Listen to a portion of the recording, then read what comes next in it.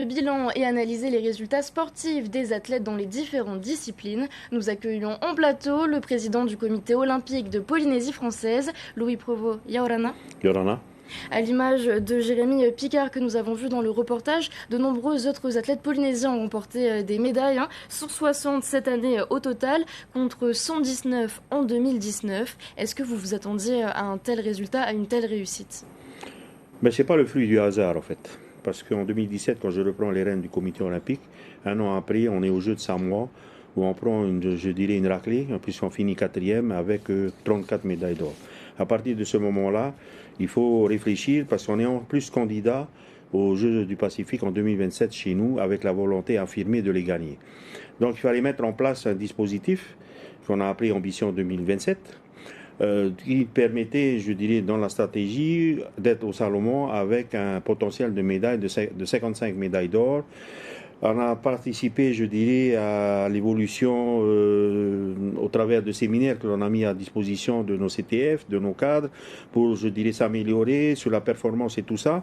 Il nous a juste manqué le financement propre aux fédérations pour mieux se préparer, mais toujours à l'image, je dirais, de Jérémy Picard. Effectivement, les athlètes y ont mis de la hargne, parce que je crois que l'objectif 2027 est bien ancré dans le cerveau de nos athlètes et qui veulent chez eux, avec l'appui de la population, avec l'ensemble, vouloir gagner les Jeux à domicile.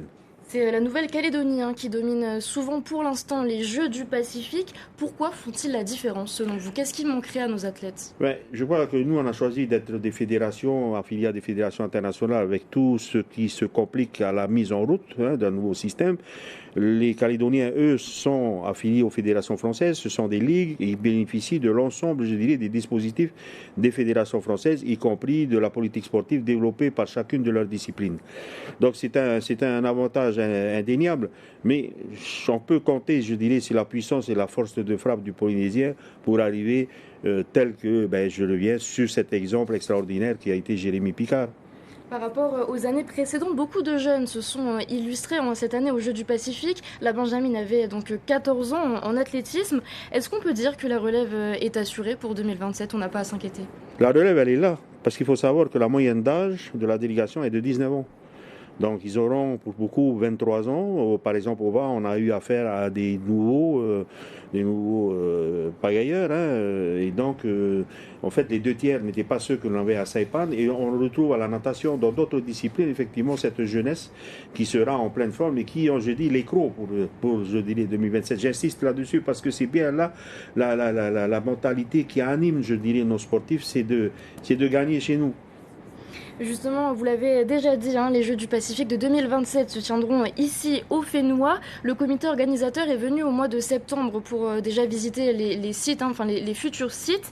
De quels aménagements devons-nous faire pour répondre au cahier des charges globalement? Alors c'est sûr qu'il y a des nouvelles, je dirais, infrastructures à mettre en place, notamment la piscine. Le gouvernement et nous-mêmes y travaillons avec l'IGSPF. Ensuite, nous avons des salles qui peuvent être remises à niveau. On a des infrastructures adaptées et tout ça. Donc, j'attends la réunion que je dois avoir avec Madame la ministre de la semaine prochaine, justement pour mettre tout ça sur la table et définir le cahier des charges, les échéanciers à mettre en place pour qu'on soit prêt au jour J. Du coup, ces Jeux Olympiques, quelque part, c'est un accélérateur de projets pour le Fénois. Nous allons pouvoir remettre sur pied de nombreuses infrastructures. On n'aurait pas forcément pu le faire s'il n'y avait pas eu ces Jeux. Alors, c'est sûr que ça permet de pouvoir mettre en place des nouvelles infrastructures. Ça permet aussi au monde sportif de participer à l'économie du pays au travers des constructions nouvelles qu'il peut y avoir, des rénovations et tout ça. Donc, pour moi, c'est effectivement un accélérateur. Au niveau, donc ça c'est pour les infrastructures, mais au niveau de nos athlètes, vous l'avez déjà un petit peu abordé, au niveau de leurs entraînements, qu'est-ce qui est prévu? Donc là, ils viennent tout juste de rentrer, mais nous supposons qu'ils vont très vite reprendre les entraînements pour 2027. Je pense qu'il ne faut pas s'endormir sur ces lauriers. Pour certains, ils ont besoin de repos. Tout le monde a besoin d'un petit peu de repos. Mais je pense que là, ils vont se remettre déjà à la tâche. Et on a ce projet Ambition 2027 qu'il faut absolument que l'on mette en place avec un dispositif qui est beaucoup plus flexible, beaucoup plus agile, qui permettrait au mieux de préparer nos athlètes pour, je dirais, cet événement que nous attendons tous.